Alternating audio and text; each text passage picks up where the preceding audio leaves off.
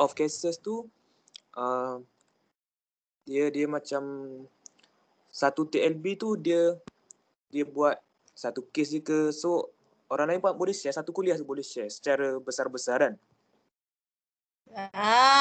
Okay. Boleh macam tu. Bukannya macam gitu kan cakap lately.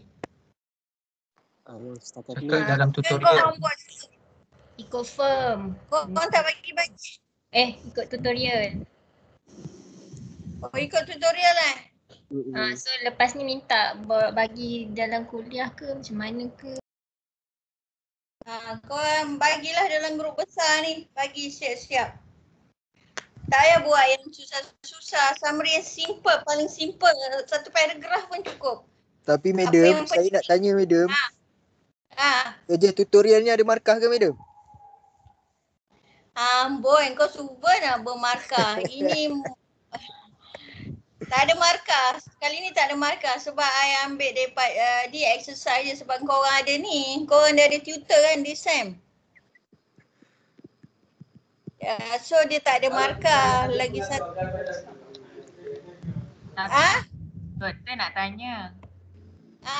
Yang kerja homework ni nanti LPQV akan check ke? Sebab saya tengok part of requirement documentation for LPQV to check is tutorial punya exercise. Selain daripada course paper tu. Kalau tak, bukanlah nak cakap apa, maksudnya kalau LPQV check, kita orang buat lelok. Kalau macam untuk share-share kita orang je, kita orang memang buat outline macam tu je lah. Macam ni you tahu LPQB check ke tak check?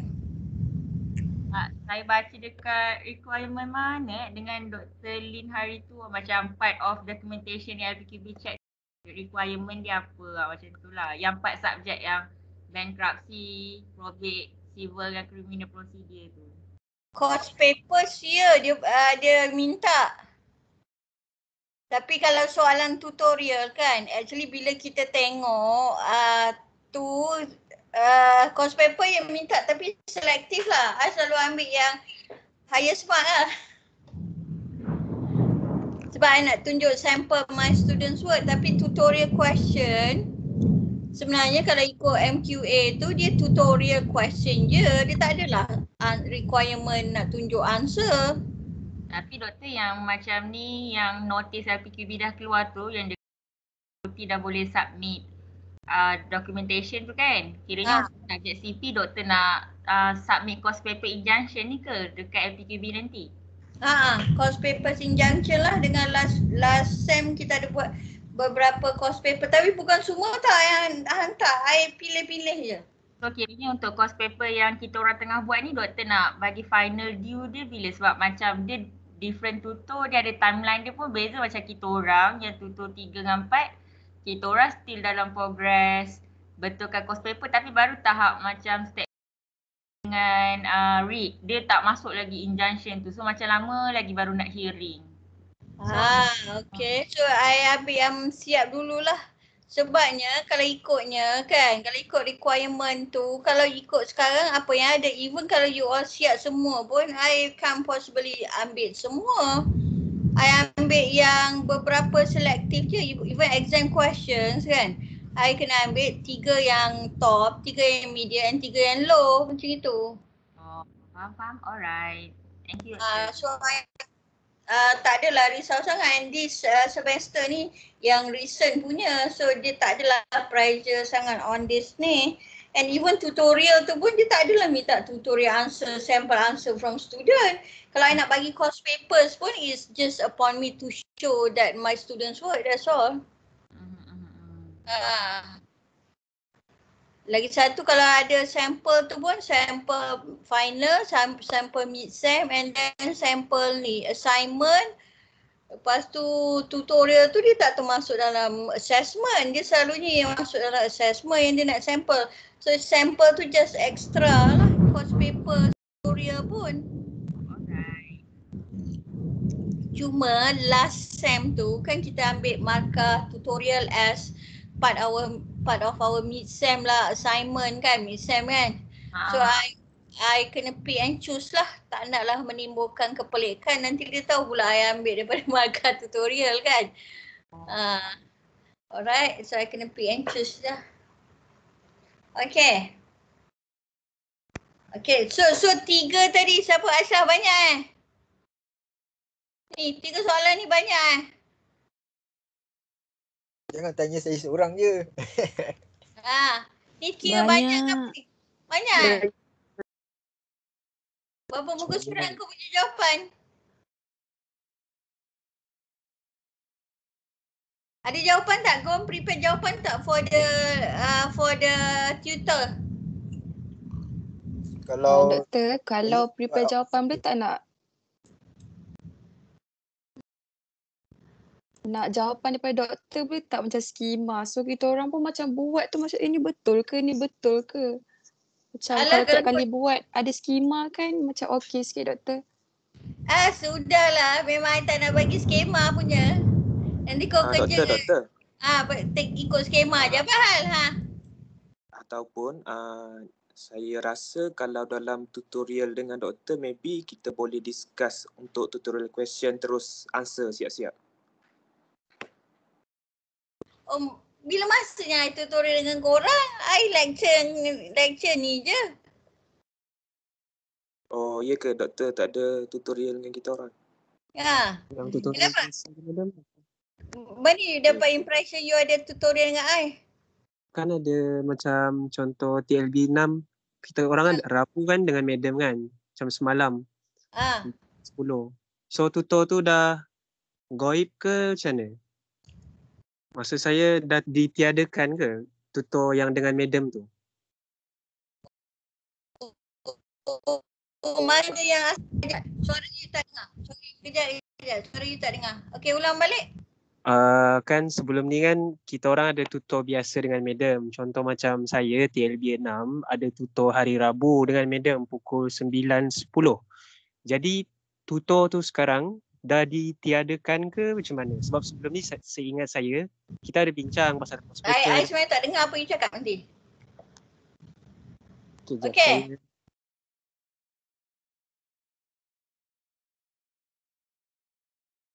Hello. Yang lain dengar ke?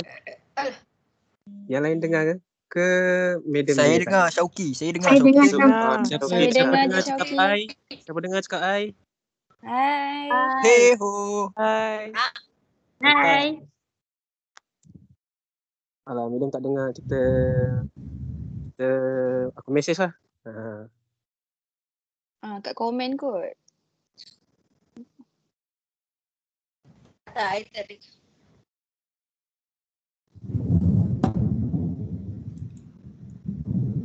Ya, tukar line dia.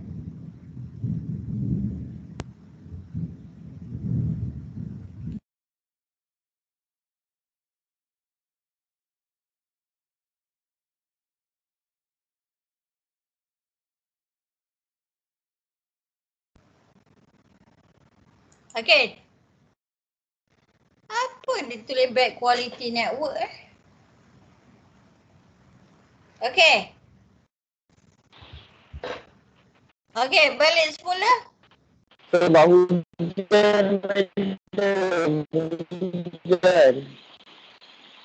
Okay, kena stop. Satu apa pun tak dengar. Hello, madam.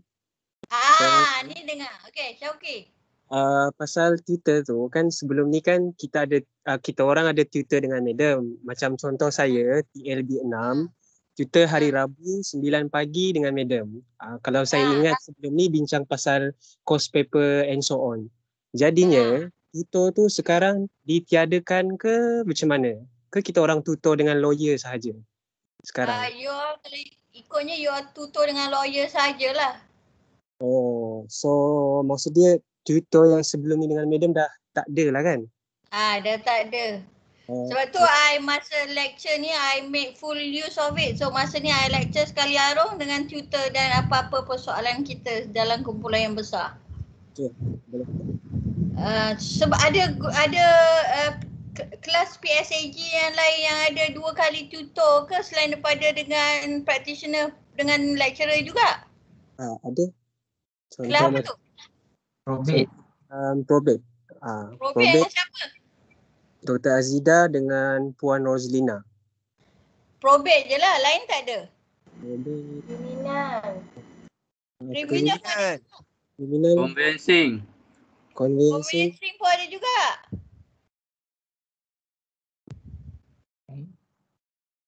Mana ada? Convincing ada ke? Convincing. So criminal dengan probate je lah.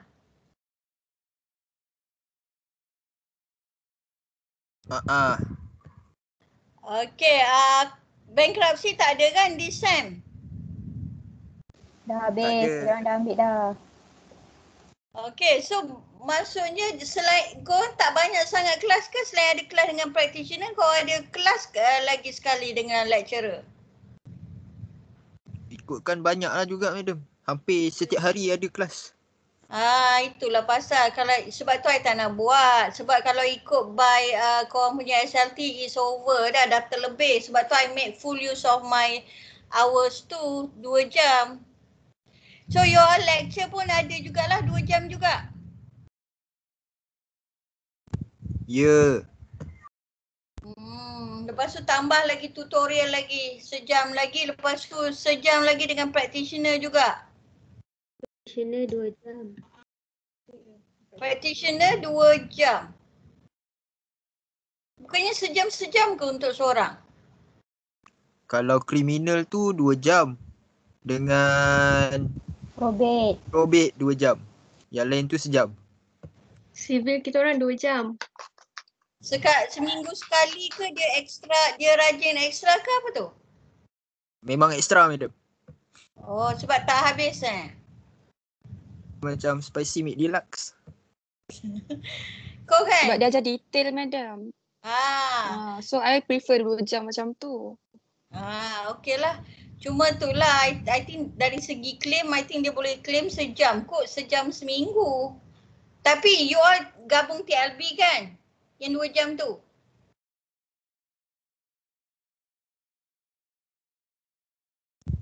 Gabung. Okay, tu samalah.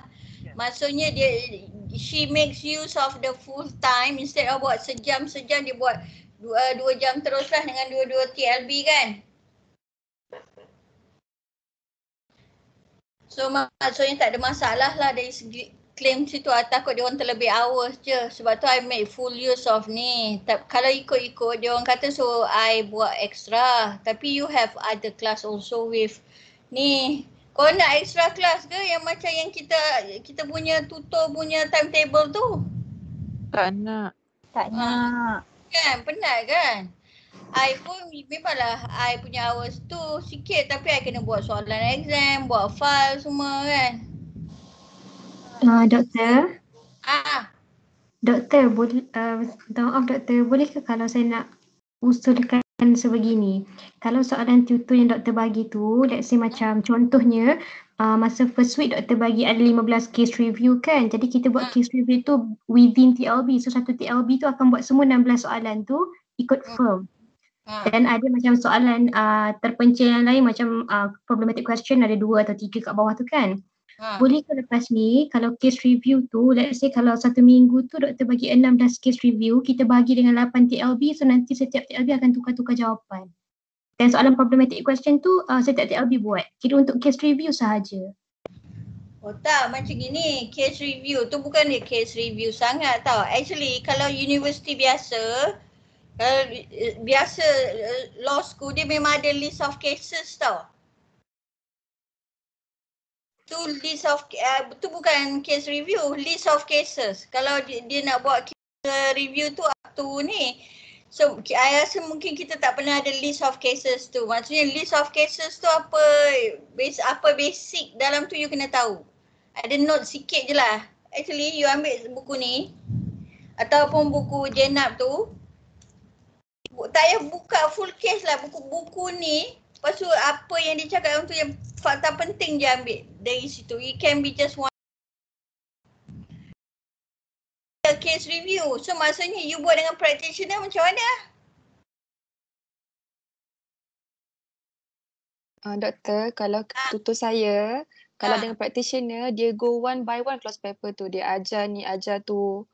So tanya apa macam apa-apa tak faham daripada lecture doktor. Tu untuk tutor saya lah. Kau tak tahu tutor lain macam mana. So yang tutor lain tu macam mana? List of cases tu korang buat macam mana? Korang discuss ke semua cases ke macam mana?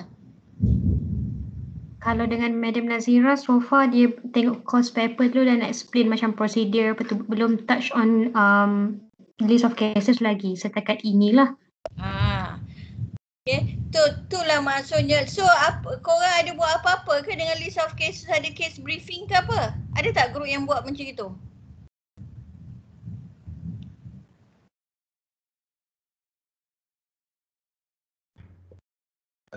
Kalau tutur saya, kita orang bahagi antara kita orang lah untuk buat kes tu. Lepas tu nanti share-share. So dia memang nak discuss cases tu ke madam tu? Oh, kalau madam tu tak ada. Madam tak ada tanya pasal kes pun. Dia pasal course paper je. Dia tunjuk satu-satu mana yang silap, ayat tak kena ke dia tegur. Macam tu lah. Itulah maksud I. Hari tu I dah cakap kot. Sekarang ni kita dah style lain. Okay, I tak make it clear. List of cases tu, dia is a standard tau. Maksudnya kalau dalam setiap topik tu, itu yang case yang you all kena tahu. It is not for you to do all the case briefing tau untuk that subject. Dulu kita used to do case briefing kan. Sekarang kita tak lagi. Sebab tu I kata, maksudnya you tahu pasal case tu and then apa yang penting. Contohnya ada statement judge, paragraf ke kat situ ataupun judgement dalam tu ke ataupun holding yang dalam kes tu ke, yang penting itu je sebenarnya. Sebab tu I pelik you all nak bagi-bagi buat case briefing tu, I tak berapa nak faham because it's a orang kata standard tau. You faham tak? Sebab mungkin sebelum ni kita tak pernah ada list of cases kan? Kau ada list of cases yang banyak macam tu sebelum ada tak untuk subjek lain?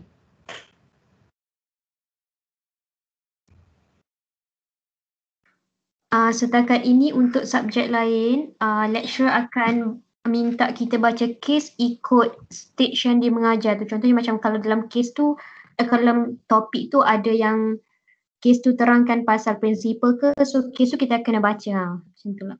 So dia tak adalah list of cases kan? Biasanya landmark case je kita orang fokus doktor kalau subjek lain. Yes. Landmark case lah. Sebab tu even dalam course outline kita ada sikit je case, betul tak? Betul. Okay. So itu untuk civil procedure this time round, I buat semua list of cases, bukan for you to bagi-bagi buat case briefing macam biasa yang last sem tu. No. Sebab sekarang ni dia banyak gila kan list of cases kan. Maksudnya is for you to know. You case yang you kena tahu, dia tahap list of cases tu I ambil daripada CLP outline. Maksudnya itu adalah kes-kes yang penting secara complete. Yang kita punya tu yang list fakulti punya tu, course outline you tu yang kes penting sahaja. Tapi list of CLP tu is for you to know. Macam I cakap lah, no need for you to do a case briefing, just the gist of that case saja. Contoh je kes Anwar Ibrahim dengan Tun Mahathir. Kes dia tu cakap apa, affidavit ke apa tu kena dalam bahasa Melayu ke, macam itulah kan. Faham tak? So maksudnya tak perlu you nak buat full blast case briefing macam dulu. Maksudnya bila you baca buku, you baca buku Hamid Sultan ni, maksudnya you tengok list of cases tu for your own reference. Sebab tu I pun tak harap practitioner tu. Sebab practitioner pun masa dia law school dulu dia biasa ada list of cases. Masa I belajar dulu memang biasa ada list of cases. Lagi satu ada kalau artikel tu sikit lah. Maksudnya boleh print lah. Tak banyak tu boleh print lah, ada 2-3 artikel. So maksudnya it's for your reference, maksudnya itu yang you perlu tahu for that subtopic. Okay, lepas tu sebab it is not a common practice kot dekat faculty. Dulu kita dah suggest dah nak buat benda ni. Tapi I think it's timely lah kita buat, and kita pun ambil daripada CLP. So sebab tu I produce. So bila maksudnya bila CLP board, LPQB tengok kita ada list of cases, dia tahu kita comply dengan dia punya list of cases requirement. Walaupun in general I tak go through semua cases in our class, tapi those are basically when you do your own reading, so you should know lah those cases. Boleh? Boleh madam. Boleh madam. Saya So maksudnya kalau korang rasa kalau malas nak baca semua, kalau Aisyah kata boleh share satu batch ke, satu tutorial ke, it's up to you. Lepas tu korang bagi-bagi ke macam mana kan, it's up to your own group creativity. So everybody boleh dapat benefit. Kau buatlah Google Doc yang boleh edit-edit tu. Kau letak, kau buat table. Letak table-table situ, letaklah apa-apa gist dia tu. So semua boleh share. So tak perlulah semua baca semua. Dia macam study group lah juga. So it's up to your own group creativity or the creativity macam mana. Kalau rasa semua nak tahu semua cases, buat macam tu lah. Kalau kata rasa nak group ni je, terpulang macam mana you all punya discussion. Boleh? Boleh madam, tapi saya ada lagi satu persoalan madam. Apa lagi kan persoalan madam tu? kata madam tak nak share skema jawapan. Tu. Concern saya kan kita tak ada tutorial, jadinya macam mana kita orang nak tahu jawapan tu betul ke salah? At least okay macam ni. Kalau lah madam memang tak nak share, madam bagi tahu contoh macam yang minggu lepas yang pasal injunction punya problematic question tu kan, dia ada type of question. Jadi dia mungkin madam mungkin bagi tahu kat, mungkin ada selepas soalan tu madam bagi tahu yang itu adalah Mareva injunction contohnya. So tak apa, nanti kita orang buat outline sendiri jawapan. At least kita orang tahu betul ke yang ni Mareva injunction, yang betul ke yang ni jenis-jenis injunction yang tersebut.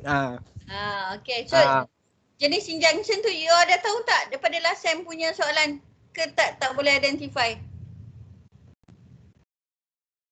Boleh, tapi doktor kalau ada yang dari sudut doktor sendiri tu lagi nice untuk saya. Sebab kalau misalnya dia macam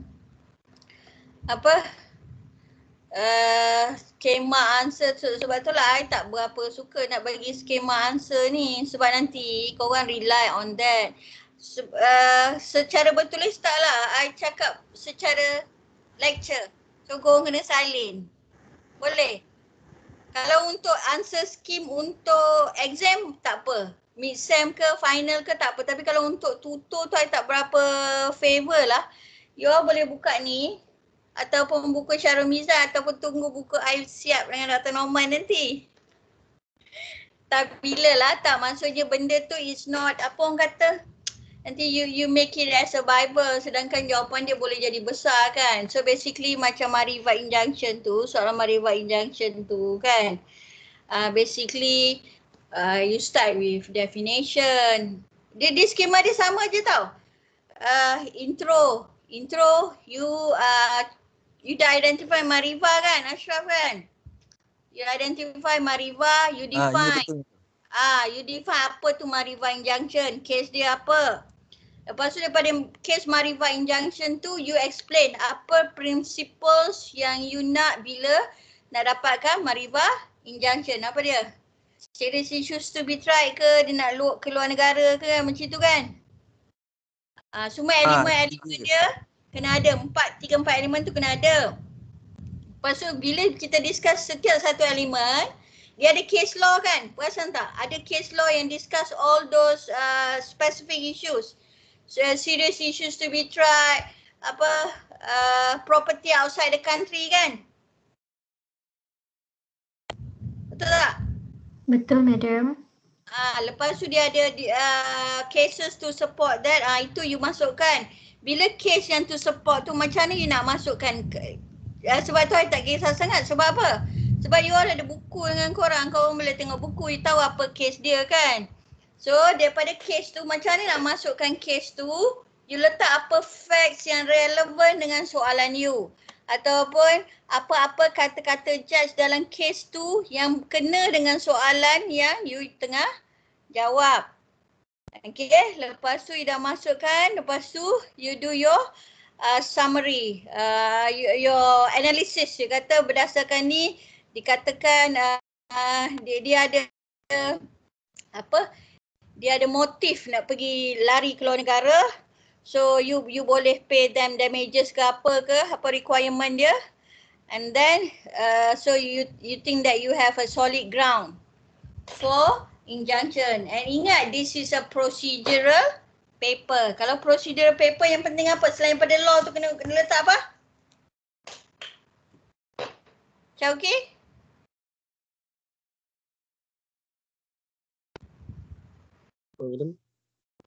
Kalau misalnya procedural paper, kita dah letak law tadi kan. Mariva dia apa requirement, apa principles dia. Lepas tu kita kena letak apa? Kita dah explain dah. ROC ya Madam? Procedural dia. ROC yang berkaitan lah Syami. Contohnya you nak minta interlocutory kan. So you kena cakap lah prosedural dia yang berapa.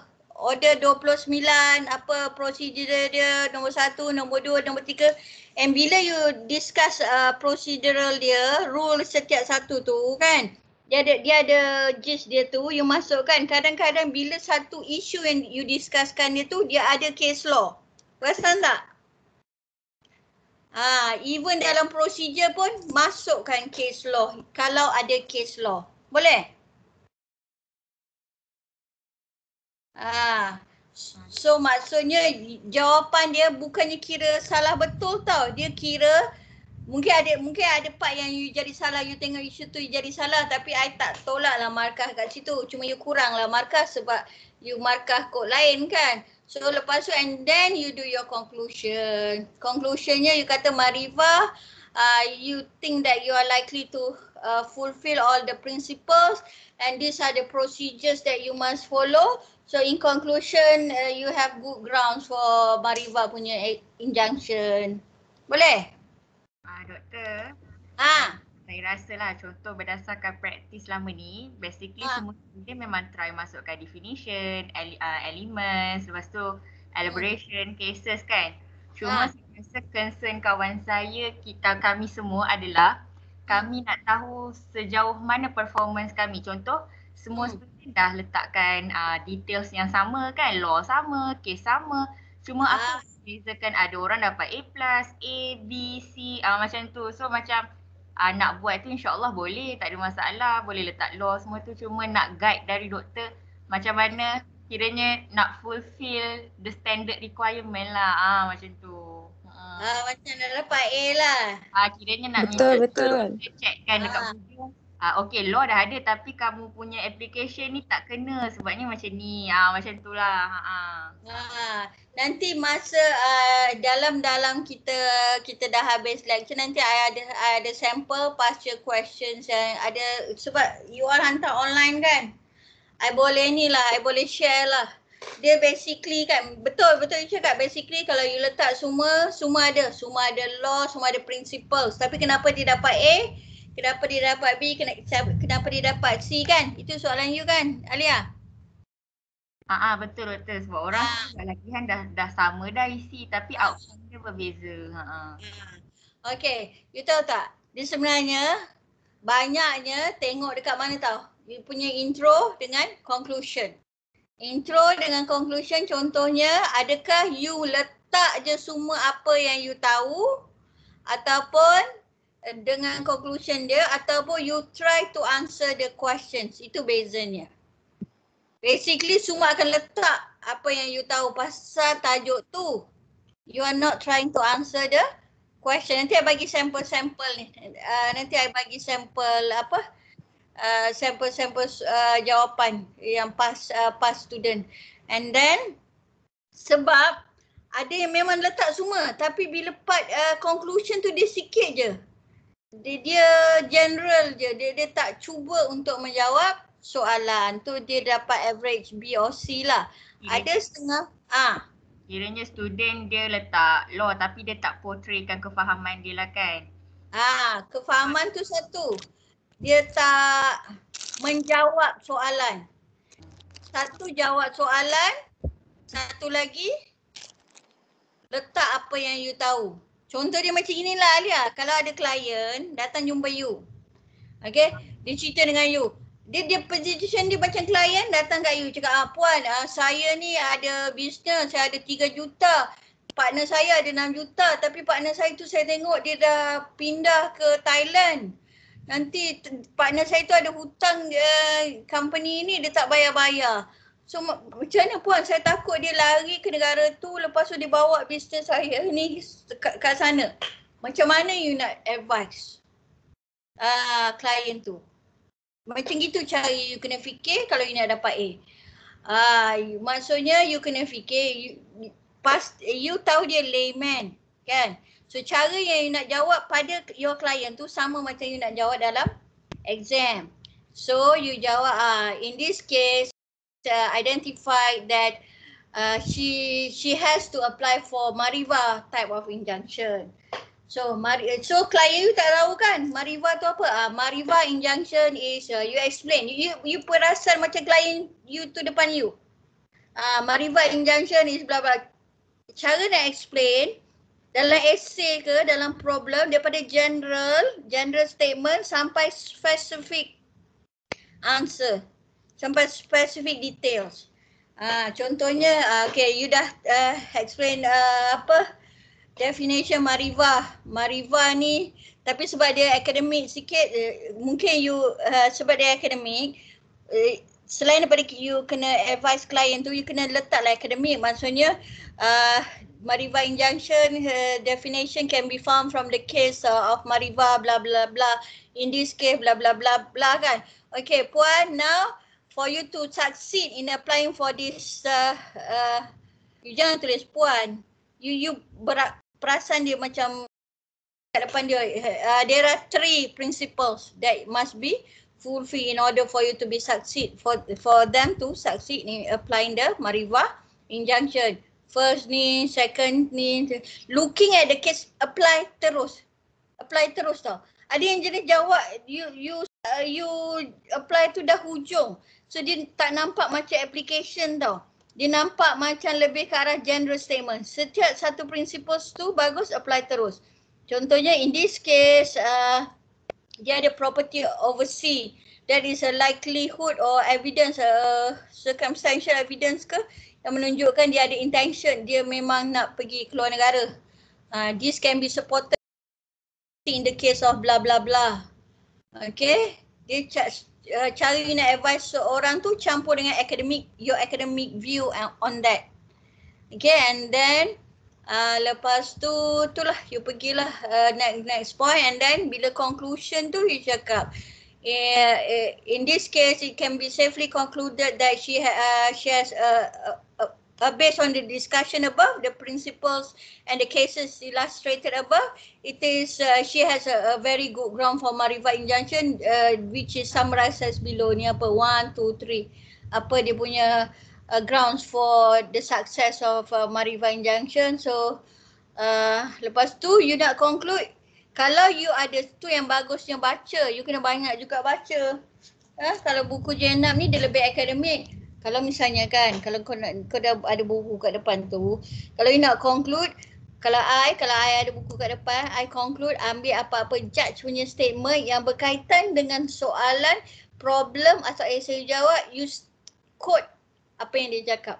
Ataupun any artikel yang ada dalam list of cases tu, ada yang I letak artikel tu kan, you quote apa author tu cakap pasal that issue in the article, ataupun any author of authoritative textbook, apa yang dia quote tu dipakai dalam selain daripada cases, either in definition atau judge cakap definition, application and even in your conclusion.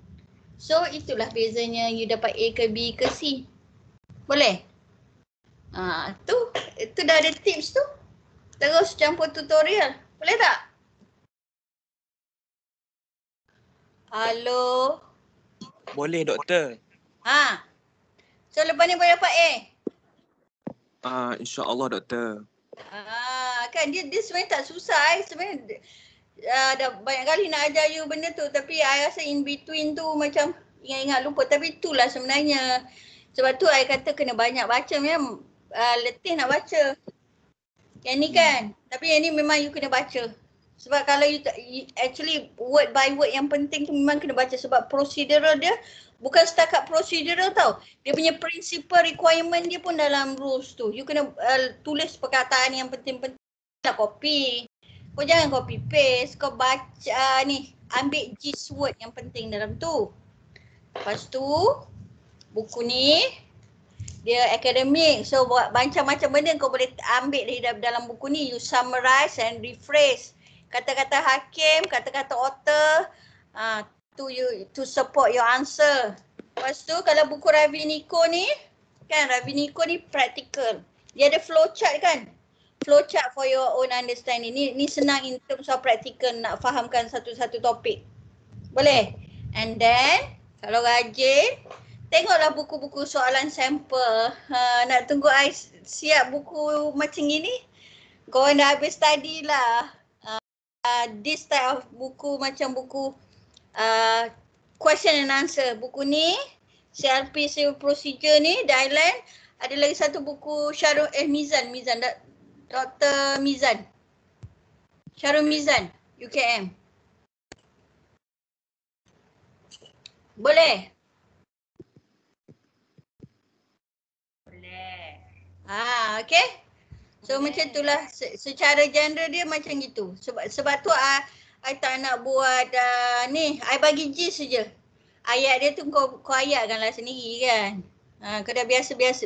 Lagi satu macam ni nak buat ayat kan. Bagi sedap kan. Sebab tu penting you baca. Bila you baca buku ni lah. Ayat Ravi Niko tu dia straightforward. You baca katalah Hamid Sultan he's more academic kan. Hamid Sultan tu tengok cara dia tulis ayat. Kalau you tak tahu macam mana nak tulis ayat yang akademik, tiru cara dia tulis. Bukan tiru ayat dia, tiru cara dia buat ayat tu. Gunakan ayat-ayat macam itu. Bila dah biasa baca, you dah biasa, lama-lama you get used to the ayat-ayat yang digunakan. Boleh? Kita belum lagi masuk topik kita ni.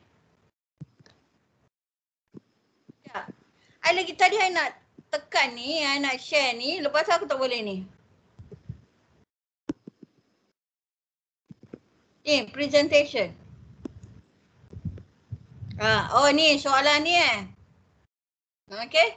Ni soalan ni apa Ni apa yang jual ni? I tak ingat. Ni, offer to settle. Boleh jawab tak? Offer to settle order 22A. Dia jawab belum ni last week? Ada yang dah, ada yang belum. Okay. Yang ni part A, part B, part C clear tak?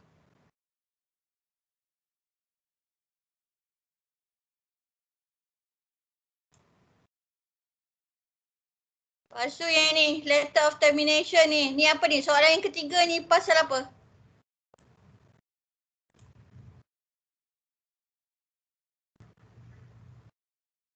Oi.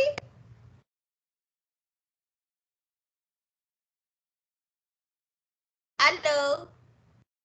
Dah buat belum soalan nombor 3? Belum lagi. Belum lagi Ni pasal? Belum doktor. Ni pasal discovery. Discovery ni pun salah satu soalan yang agak selalu keluar jugalah dalam CLP. Okay, discovery application. So you kena identify apa isu dia, tengok rules dia and then tengok cases. Ni part A, part B, part C. Itu general answer lah for that. And then I letak yang tutur tu soalan ni lah, macam ni lah. Soalan tutur tu dia lebih ke arah nak membantu you for your ni exam. Oh doktor. For your final or mid-sem exam. Untuk problematic question, maybe doktor boleh letak markah terus untuk macam sebagai guideline kita orang tak over. Okey. Okey. Itu nanti I buat. Macam ni kan, ni problem question tu dia problem ke essay dia lebih ke arah ni tau. Bayangan soalan exam, mid-sem atau final sebenarnya. Okey, dia so mid-sem atau final soalan dia lebih kurang macam tu. Alah, mana note saya ni? Aduh. Sekejap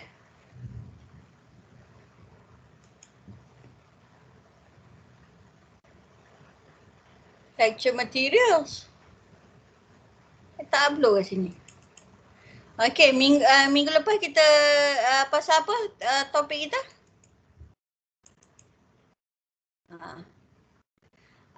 Trial and pre-trial case management kan? Kita buat pasal Betul. Pasal PTCM. Okay. So basically kita buat pasal offer to settle kan? Ni ada tu yang sampel I bagi soalan tu. And then mode of trial ni dia order berapa di dalam buku ni, dalam mode of trial dia start dengan order berapa Alia?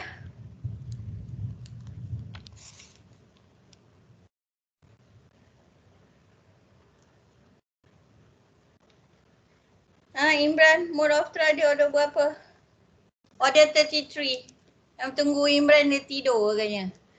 Okay, lepas tu time of trial. Okay, ni mode of trial ni semua order 33. And then PCTM ni order 34. Failure ni semua kan dah ada dekat dalam ni. Kita sampai mana? Kita sampai dia part ABC kan, sampai PTCM, lepas tu kita akan buat abatement, discovery and interrogatories. Okay, ni kita dah buat. Ni case dia. Rule. Ni last week kalau bundle of documents agree between parties, kita panggil part apa? Part B. Part B? Agree. Part A. Sir Yusuf Rizal dia ada suruh kau buat bundle of documents lah. Bagi-bagi part A, B, C tak? Ke tak? Belum lagi.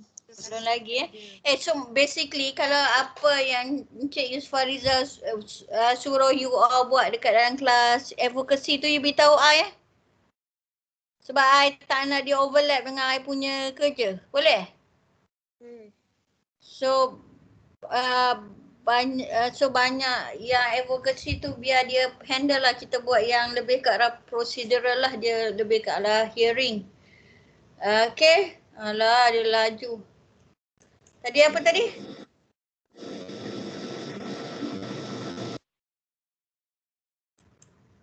Okay, part B tu the authenticity is not disputed, but the content. Okay. Part C, authenticity and contents are disputed, and then agreed statement of facts and filing statement of issues to be tried. Okay, kalau misalnya kan Encik Yusuf Rizal suruh buat ni, filing dia macam mana rupa dia, you can ask your tutor on how in practical macam mana, dalam bentuk macam mana. Dah ada yang start buat ke agreed statement of facts ni dengan statement of issues to be tried? Ke is just dia ada heading tak? Dah kena submit petang ni kan. So atas dia tu you tulis read or summon semua tu lah. Lepas tu heading dia agreed statement of facts kan? Madam macam biasa.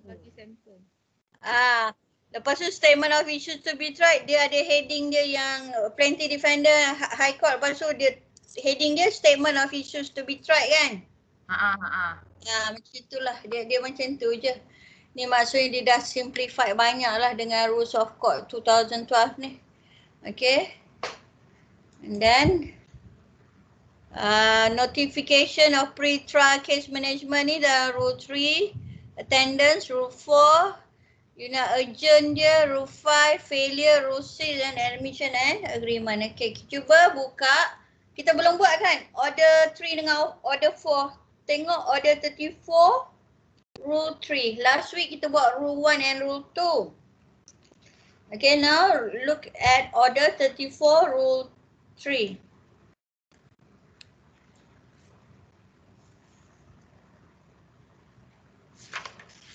Okay. Syami, Order 34, Rule 3 ni dia cakap apa? Berkenaan notification of pre-trial case management. Okay. So it is by way of apa? Dengan cara apa? By way of notice in accordance with Form 59. Okay, so in accordance with Form 59. Okay, let us look at Form 59. Mari kita tengok sekarang. Kalau tak sampai bila kau tak buka, tengok. Tengok Form 59. Look at Form 59. Notice to attend pre-trial case management. Okay, ni macam ni je notice dia. Okay, for pre-trial case management. Okay, you buat notice ni, so dua-dua parties kena ada lah. Okay, and then Rule 4, Alia. Attendance.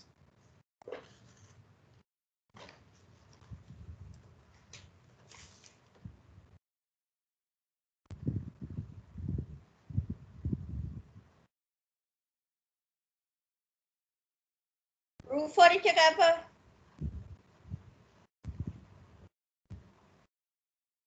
Filza. Order 34, Rule 4 dia cakap apa? The court will give such order and direction to ensure the just, expeditious and economic disposal of suits. Kejap. Bau attendance lah. Attendance at pre-trial case management, Rule 4. Order 34 kan? Order 34, Rule 4, Sub-Rule 4. Dia cakap pasal apa? Represented by solicitor. Okay, may be represented by the solicitor. Okay. Or if they desire with the leave of court, attend the pre-trial case management personally. Okay, maksudnya dia boleh attend sama ada seorang diri ataupun dengan solicitor. Tapi kalau you buat dengan lawyer lah. You bayar lawyer lah yang datang pre-trial case management. Okay, Rule 5 pasal apa? Adjournment tu apa maksudnya? Penangguhan. Maksudnya pre-trial case management boleh ditangguhkan by virtue of Order 34 Rule 5. Okay, maksudnya kalau ada orang tanya, kalau ada question tiba-tiba tanya, dia minta penangguhan. So mesti dia ada, katalah dia ada side object to it. Cakap yang mana boleh pre-trial case management tak boleh ditangguhkan. So by virtue of Order 34 Rule 5 cakap ada peruntukan for adjournment for pre-trial case management. Okay, what will happen if the parties failure to attend? Order berapa?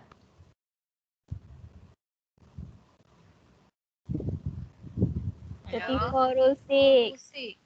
Rule 6. Okay, ni kena baca Failure to attend apa akan jadi? Any party fails to attend. Tengok. Rule 1, Rule 6, Rule 1 dia kata the court may dismiss the action or the proceedings or strike out the defense or counterclaim or enter judgment. So ini consequences dia. Okay, kalau tak datang, katalah I bagi soalan, I belum bagi kan soalan pre-trial case management. I kata I bagi soalan kata ada parties tak datang, so what will happen? These are the consequences. The action can be dismissed, the defense can be strike out or counterclaim, and the court can enter judgment. Okay? Tapi order by the court in the absence of party affected by the order may also be set aside by the court. Okay, if on the application of that party on such term that it thinks just walaupun the court later order that it may dismiss the action, it can also be set aside by the court later kalau the other party object to it. Okay, and then rule 3 kata if without prejudice when the party fails to attend, the court if it thinks fit urgent the case management. So kalau failure to attend ada 3 consequence dia. Dismiss, check out the defense first, ataupun kalau dia dah buat order, it can be set aside by the court later, and then court also can urgent the pre-trial case management. Boleh? So maksudnya kalau misalnya ada satu misalnya Ali dia tak dapat datang on the day of the pre-trial case management, dia ada case kat tempat lain tapi dia tak beritahu. So apa akan berlaku pada Ali? Ali sekali case dia boleh strike out. So Ali according rules yang dia ada, order 2, order 34, sub rules rule 6 sub rule 2 maksudnya dia boleh kalau misalnya case dia dah order dia dah set aside, dia can apply for the court to dismiss yang set aside tu and ask the court to urgent the case bagi tarikh lain. Okay, admission and agreement. Okay, this is by virtue of order 34 rule 7. And then duty to give all the information, rule 8, you can have a look.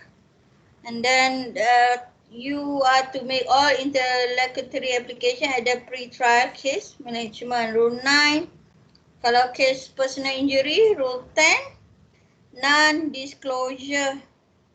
Okay. Kalau misalnya no communication of facts disclosed or any fact considered in it shall be made. Okay. That is provided by order rule 11. Then abatement ni rule 12. Ini semua apa-apa requirement untuk pre-trial case management adalah dinyatakan in order 34. Ni kalau misalnya soalan tu dia tanya macam-macam lah. Dia tanya orang tu urgent, orang tu tak datang, tu the possible type of questions yang akan keluar. Pasal ni pre-trial case management.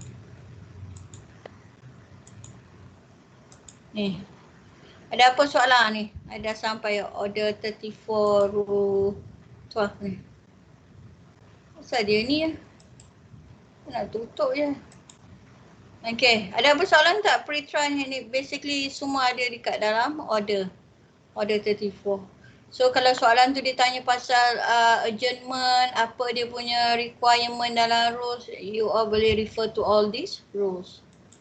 Alright, kita akan move on to ni. Tak tahu ni ada dekat dalam ni ke ataupun dia akan masuk dekat dalam ni.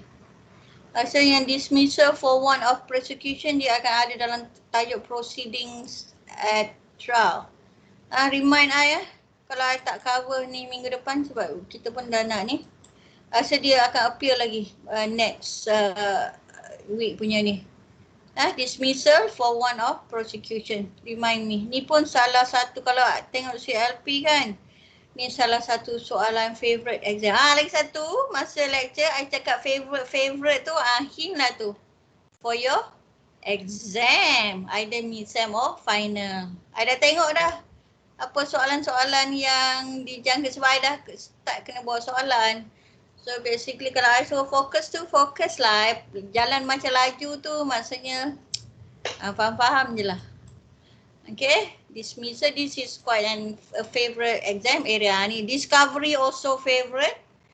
Tak tahulah kalau korang kena ambil periksa tambahan ke, periksa asal ke. This is also favourite exam area. Lepas discovery sekejap I rasa interrogatories kot. Kita akan fokus dua ni. Ni pun selalu juga lah. Tapi I tak tahu nak kata dia masuk exam ke tidak interrogatories ni. Ni kalau CLP ni antara soalan-soalan favourite lah. Discovery dengan tu. Tu I cakap CLP Kalau untuk kita tengoklah kalau dia termasuk dalam set 2 yang lambat ambil exam so bersedialah. Okay, discovery ni order 24. Okay, tengok order 24. Tadi kita dah habis order 34 kan tadi kan. For pre-trial. Now kita masuk dalam order 24. Tengok order 24 kejap for discovery. Discovery ni apa dalam bahasa Melayu? Filzah Hendon. Penzahiran. Apa? Penzahiran Oh, penzahiran ke maksudnya? Okay. So maksudnya kan kalau ada satu kes berlaku and you want the document from the other side, you use this procedure known as discovery. Dia order dia dalam rule 1 up to rule 17. So function dia ni. Ni I ambil sebiji daripada CLP punya notes. Or you can too. Function dia you kena tahu dia provide parties with relevant documentary evidence before trial. So dia nak to appraise the strength of witnesses of their case, basis of fair trial, and then to use before trial, and then to eliminate surprise relating to documentary evidence. Sebab as I always told you, criminal trial as civil trial ni tak ada element of surprise. So you kena letak semua documents and you are bound by your pleadings. Okay. So to reduce the cost of litigation. So basically kalau discovery against stranger is not allowed, cuma ada exception lah dalam kes Norwich ni, UK case. A stranger who do not exception dia not personally liable to no fault of his own. Okay, however, he comes under a duty to assist the person who has been wronged by giving him full information in disclosing the identity of the wrongdoer. Kadang-kadang in a case against stranger, dia pun kena tolong untuk discovery. Walaupun secara general dia, there is no discovery against stranger. Contohnya tahu, kes apa? Kes accident. Ada orang pihak ketiga yang nampak that kind of accident. So that can be a stranger and later he can be liable for discovery. Katalah dia ada dokumen yang berkaitan dengan litigation tu. Okay. And then these are the important cases dia. So basically process of discovery, mula-mula disclosure, and then inspection and taking of copies, and then there will be production of the documents.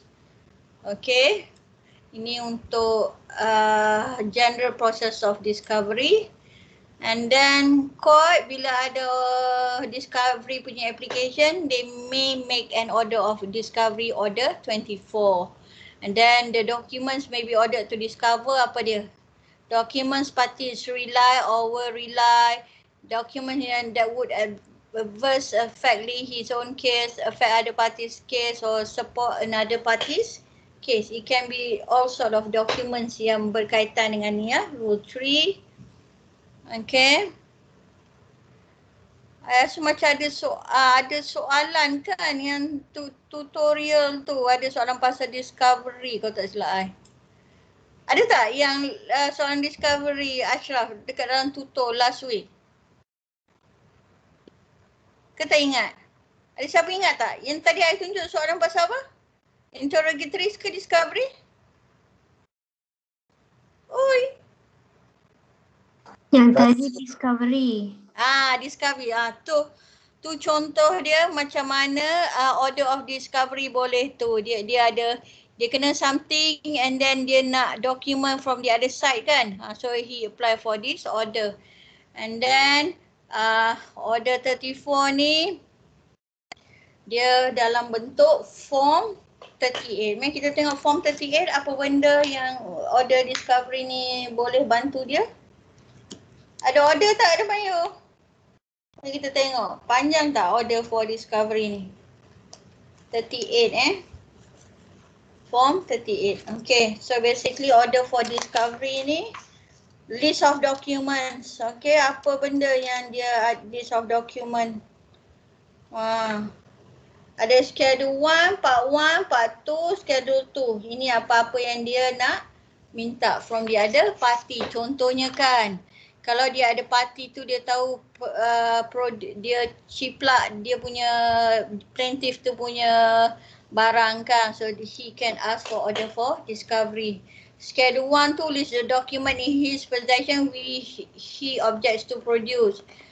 Schedule 2 to list the document which have been but now are in his possession. Ni jenis-jenis discovery document yang dia boleh dan bound and paginated. And then what will happen if there is non-compliance? Okay, see form 40 must be served with form 38. Okay, form 40 ni state times and place for inspection.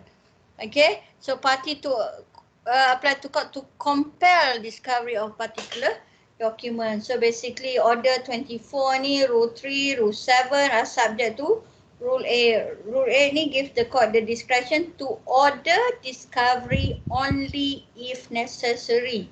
Tahu sebab apa? Kenapa dia tulis only if necessary? Kadang-kadang bila litigation ni, jangan assume semua orang baik. You jangan assume plaintiff mentang-mentang dia lawyer, dia rasa you rasa dia baik. Walaupun lawyer tak semestinya dia baik. Tak. Maksudnya kan kadang-kadang sebagai tactics kan. Kalau taktik dalam civil litigation, kadang-kadang orang saja je order discovery for what tau. Dia nak fishing. Dia nak fishing dokumen apa yang dia ada party ada. Tu pun satu taktik juga dalam civil litigation ni. So maksudnya court ni have the discretion. Dia nak bagi discovery when it is only necessary.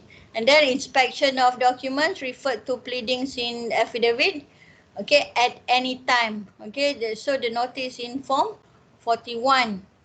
Okay, the party to whom the notice is given must produce the document unless he can show good cause as to why inspection ought not to be allowed. So the onus is on him to justify his refusal. Ni ada kes ni, Ong Boon Hua ni macam menarik. Saya ada baca kes ni. Ong Boon Hua ni Menteri Hal Ehwal Dalam Negeri. Nanti saya nak tengok sekejap. Saya dah terlupa dia punya gist dia. Ni against the government. You all ni ada ke tidak? Kan aku cakap seorang je. Masih ada. Masih ada. Kan aku cakap show seorang kan? Kita sebab cerita procedure kan, kau orang dah tidur ke apa kan, bukannya tahu. Mari kita cerita sikit. Mana ada satu cerita ni. Apa dia? Apa tadi cerita Menteri Ong Boon Hua, kes Ong Boon Hua ni. Ong Boon Hua ni. Okay. Alright. So basically dalam kes ni, the discretion is vested on court to make an order for discovery or not. Kalau order will not be made if good cause to the contrary is shown. Okay, maksudnya kalau dia ada parti tak nak bagi dokumen tu dibagi pada dia ada parti, dia kena make a good cause of justification. Okay, the absence of possession, custody or power may amount to good cause, but it's not always so. At the end of the day, the decision to order discovery is dependent on the facts of each particular case. Privilege may be a good cause not to allow discovery. In the instant case, privilege has not been raised by the first appellant. Dalam kes ni, dia nak tengok dokumen lah daripada Kementerian Hal Ehwal Dalam Negeri ni. Tapi dalam kes ni, kementerian tu dia tak cakap privilege sebagai salah satu justification. Kalau kementerian dia kata dia ada privilege, kata benda tu official document ke, which cannot be released, so that can justify for refusal for order of discovery. Okay. Apa dokumen subject to discovery? Tengok order 24, rule 3, 1, 3, 4 and rule 12. So basically which has been in his possession, custody or power. Ini supported by this case of Lon Ho, and relating to any matter in question between them in the action, yang berkaitan to any matter in question. Kalau dia main sauk je, dia saja nak fishing, that is not relating. Itu yang kadang-kadang court refuse to order of discovery. Okay, another cases cited in this case. Alright, discovery against other person. Okay, by way of origin sama, and the person to be made defendant before commencement of proceedings. Kalau after, by way of notice of application, serve on that person and on every party the proceeding. Contents dia kalau notice of application, affidavit in support and up to the court discretion for discovery against other person. Other person maksudnya orang yang bukan defendant kat dalam case tu. Soalnya kalau you nak discovery, you discover against the other party lah kan. Dalam suit tu, kalau orang yang lain, you guna order 24 rule 7A, ROC and EGAN. It depends on the court's discretion, and this is the order of court that can be granted for discovery against other person. Okay, failure to make the discovery, okay, including the power to dismiss plaintiff action and strike out defendants defense. This is by the case of Bong Hua. Okay, however, certain classes of document they must be disclosed. However, they privilege from production. Contohnya ni lah. Contohnya Evidence Act 121, 132, judges, president. Ni dia privilege from production. Husband and wives, you see. Ni boleh tengok Evidence Act ni, walaupun dia can be disclosed tapi dia privilege lah daripada dia disclose. Affairs of state confidential 124, legal profession privilege ni. Okay, with legal advisors, lepas tu medical pun kan, title deed. Ni yang Syami tanya hari tu yang self incrimination kan. Alright. Alright, so basically these are important cases in discovery. Okay, and then Government Proceeding Act ni, when it refers to affairs of state and public interest, so it is susah lah. The court won't entertain this discovery. Okay, and then interrogatories. So basically, questions answerable on oath with leave of court serve on the opponent. So, so basically, interrogatories tu basically dia jawab on oath. Okay, so it's another form of discovery and it's sometimes called discovery of facts, answering. This is another type of discovery, but answerable on oath lah. Okay, the object is of interrogatories. Or interrogatories ni order 26 allow party to interrogate to attempt to obtain admission from his opponent. Okay, this will make the burden of proof easier. Okay, interrogatories are not now commonly used. So jarang digunakan, so that's for your knowledge lah. Okay, discovery, yes. Interrogatories, kalau soalan pun jarang nak keluar dah. Discovery, yes. The soalan exam ada juga CLP keluar. So basically, supply to by a notice to admit the facts.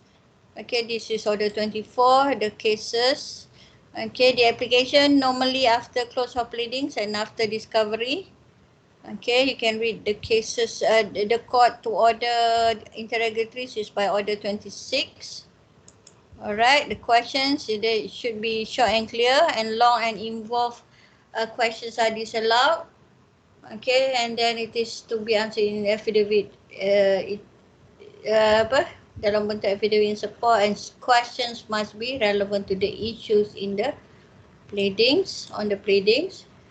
Okay, so discretion of the court nak bagi interrogatories ke tidak pada relevance necessity. Okay, relevant to between the parties. Okay, to prove applicant's own case and attack opponent case. Okay, to seek admission. See yang saya sebut tadi, fishing is not permitted, looking for a case rather than trying to establish one. Kadang-kadang ada tau, dia saja nak fishing, dia nak cari info, nak kenakan dia ada parti tu. Dia tak ada bukti sangat sebenarnya, dia tak ada evidence sangat for their side. Okay. Necessity for the fair trial of the suit. Okay. And then interrogatories any points lah, relevant ke, okay, would it help the applicant as he called to answer witness, okay, these are the issues and the points the court will consider kalau dalam interrogatories. Against cooperation, okay, who is the proper officer, so basically the secretary lah. The other side pun they can object against interrogatories saying that it's not relevant, not necessary, all this. Okay, all this can be objections against interrogatories, and this is a case for one of the cases for interrogatories. Answers in form 47 must not be evasive. Okay. And then we can look what if the answer is inconsistent. Okay, you can do your own reading for your knowledge on these interrogatories, and then if they need further answer, so oral examination ordered only in special circumstances. Alright, failure. Okay, failure to comply, it can be committed for contempt of court. Alright. Habis dah. So basically last week and this week kita buat offer to settle order 22. Mode of trial order 23 kita dah buat last week. Pre-trial pun kita dah buat. Yang ada part A, part B, part C, and then kita sambung lagi dengan request for adjournment. Kalau parties tak hadir, what will happen? Pre-trial case management ni dia selalu memang digunakan lah sekarang. Okay, sebab dia nak memudahkan perjalanan case, they make sure all the documents are there. Okay, and then discovery that I mentioned just now is more important. Okay, and interrogatories is for your knowledge, is jarang jugalah digunakan for interrogatories. Alright, any question? Next week kita akan buat proceeding at trial and evidence. Any question so far? Ada soalan tak? Kan korang dah di laut dalam ni. Tak ada soalan. Tak ada soalan. Okey, kita tengok soalan. Minggu lepas kita buat apa, Alia? Ada tengok soalan ni ya? Lupa dah. Sekejap course. So boleh faham tak? Boleh follow tak I punya ni lecture ni? Kan korang dah tepu dah ni lah. Ingat soalan minggu lepas ni? Apa? Boleh. Ni yang offer to settle kan. Ni dia sajalah memanjangkan cerita offer to settle. Mana dia buat offer to settle, tak reply. Lepas tu dah court dah award kurang daripada yang tu, baru dia nak reply pula pada offer yang lebih. Dia selalu macam gitulah, gedik kan. Okay, so dia punya procedure apa, dia dah reply dulu ke, reject ke, atau dia diamkan ke apa, order 20. Tu boleh tengok dia ada detail kat situ. Ni part A, part B, part C ni ada dalam rule kan. So you kena identify mana satu betul ke dia duduk dalam part A, betul ke dia duduk dalam part B, dan betul ke dia duduk dalam part C. And ada cases lah. Okay, ada cases. Ni asal ni apa? Ni soalan pasal discovery. Nampak ni contohnya. Asal ni dismiss without being any excuse or letter of termination. Lepas tu dia lepas tu dia dapat industrial judgment against him. Okay, one of the letters of reference to the minute was not given to him. Lepas tu asap file judicial review. On appeal, he applied for discovery. Okay, boleh tak dia discovery for this time? For this type of application. You all belum discuss kan? So this is discovery lah. Boleh tak discovery? Okay, ni salah satu contoh soalan discovery. Alright. Lepas ni ada kelas tak? Tak ada malam. Kelas apa malam ni ada? Advocacy. Oh, malam ni lah korang punya kelas tu. Betul. Dengan Dah Sir siap Rizky belum? Farizal. Lecture ke dah tutup? hantar. Dah hantar? Lecture ke tutup? Lecture 2 hours, 8 to 10. Hidup lagi tak korang masa tu?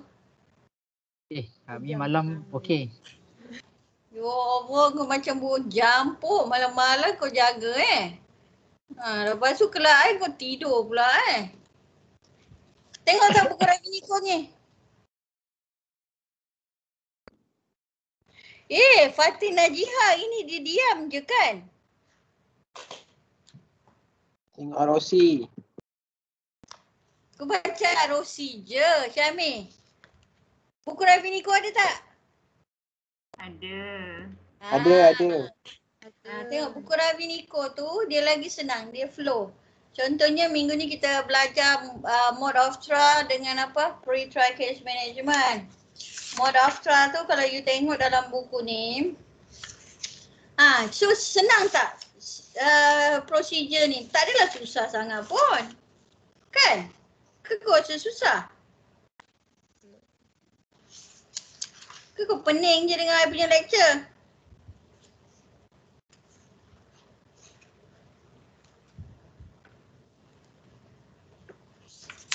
Halo. Okey doktor. Okey. Ni dia Kak Ravi Niko ni dia trial dia patutnya ada satu mode of trial, satu lagi proceeding set trial. Dia taruh sekali rasa dekat third je Kita tengok kejap dia punya flow chart dia. You kena dapat flow chart dia macam gitu senang. Kita tengok trial kejap Kita revise sikit. Nampak 3. Okay, mode of trial ni maksudnya sebelum trial tu bermula, dia akan ada apa? Dia try to ni lah, sebelum pergi pada full trial, dia akan try to settle lah. Ada tu yang ada offer to settle sebelum ni. Kadang-kadang ongoing trial pun ada yang ni, dia try to settle. So basically next week kita nak buat proceeding at trial order 35. Okay. Alright, apa akan jadi? Ni Ravi Niko ni dia tak ada. Tadi apa tadi? No case to answer dah belum buat dismissal for one of prosecution. Alah, buku Ravi Niko ni dia tak ada ni. Dia tak ada flow. Dia tak ada flow mode of trial dia. Dia cuma ada ni. Discovery. Interrogatories pun ada. Discovery ni senang. 449. 449 kalau you tengok discovery ni, kalau buku Ravi Niko ni senang aja. Okay. Dia order 24, objek dia apa? Dia ensure the relevant evidence. Lepas tu dia various stages ada dekat pre-trial case management. Okay. After close of pleadings kan. Lepas tu dia classify the documents. Ingat tak kita ada bagi classification yang pre-trial case management ABC tu. Okay. And then dia nak request for discovery. Okay, rule 2, rule 3 in the possession. So basically Ravi ni kalau kepala you serabut sebab dia procedure kan. You tengok buku Ravi ni dia punya flow chart dekat belakang tu clear lah. Dia punya yang penting dia punya procedure, apa requirement dia. Okay, and then principles of law governing discovery. So kita dah cover so far minggu kelima. Apa dulu? Injunction kan? Injunction tu menarik sebagai mid-sem question exam. Sebab dia kita baru sangat belajar kan. Tu menarik tu. Maksudnya itulah. Maksudnya bila menarik tu berhati-hatilah ya untuk mid-sem exam. Lepas anda buat mid-sem exam lepas korang punya mid-sem break Boleh. Oi. Lepas mid-sem break, I nak buat mid-sem exam. So, gist soalan tu dah bagi dah tu. Kau kalau tak dengar, aku tak tahulah. Apa kita dah buat injunction, kita dah buat apa lagi? Syami je nak panggil. Abdul Had apa kita dah buat lagi so far?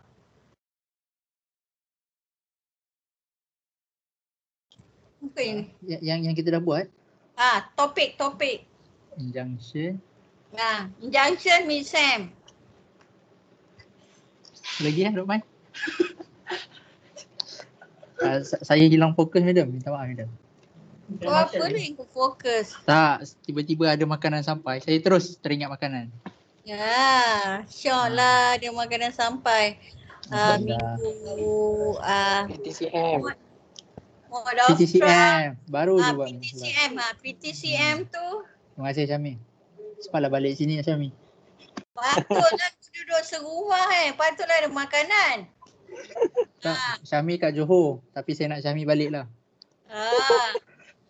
Mode of trial dengan PTCM. Yang lagi penting tu apa yang sebut dah? Offer to settle tu sangat penting tu. Offer to settle for exam purpose. Seronok lah nak buat soalan dia. Jadi pusing-pusingkan sikit offer to settle. So maksudnya soalan tutor tu try lah offer to settle for your exam purpose. Lagi PTCM tak sangat kot. Discovery tu boleh lah kalau dah terlepas exam first set. Minggu kedua affidavit kita dah buat kan. Tak payahlah soalan exam affidavit apa aku nak tanyakan kau lagi. Minggu ketiga apa kita buat tajuk? Minggu ketiga apa? Injunction week 1 tu Betul. Okay. Pasal affidavit. Injunction, affidavit, mode of trial, PTCM. Dah banyak hint dah bagi tu. Mid-sem, final. Tapi mid-sem injunction Doktor? Kau. Iyalah tu. Okay. Injunction tu macam banyak. So tapi kau buat exam 2-3 hari lah. Apa susah goreng. Ni. Siapa tadi dia kata nak sampel ni nak tengok sampel jawapan yang bagus nanti I tunjukkan ingatkan I. Okay. So dah cover dah banyak-banyak benda untuk exam. Any questions? Lagi banyak tutor discussion daripada lecture ni. Minggu depan kita akan buat proceeding at trial dengan evidence. Boleh? Boleh. Okay, ada apa lagi soalan? Untuk ni, minggu depan kita dah different topic. Tak ada coverage yang untuk exam siap dah. Dah bagi hint banyak dah tu. Assignment dah bagi kan? Dah. Assignment bagi apa? Individual assignment hantar 31 Disember tak silap. So macam injunction juga Yang lain macam mana? Betul Mariva injunction. Oh ya ke? Habis mid-sem payah buat injunction ke? Boleh je sama. I nak tengah fikir ni. Apa saya buat soalan sama ke lain? Nantilah I tengok balik mid-sem buat injunction. Buat lain lah. Salah pula dah bagi assignment injunction. Kalau mid-sem komen affidavit boleh juga Doktor. Setakat yang saya tengok Mariba madam. Marifan. Tak buat jawapan lagi madam. Lepas tu kau buat apa? Kau tengok aje. Kita tak mana tahu tiba-tiba keluar. Nantilah I tengok balik lah mid-sem. Takkan mid-sem pun injunction juga. Kalau dah keluar mid-sem tu final tak keluar lah. Tak larat I nak hadap soalan sama je. Lepas tu kau pun goreng sama. Okay, tak ada soalan kan? Okay. So, nanti I bagi tutor dah ada kan? So, see you next week then. Kita tutup dengan tasbih kifaran suratul. Jangan lupa siapa yang Selangor batok tu minggu depan hari Selasa. Pasal enforcement of judgment pukul 3 hingga pukul 5. Okay, kita sudahi dengan tasbih kifarah and suratul As. Thank you, Doktor. Okay, take care. Thank you, Doktor.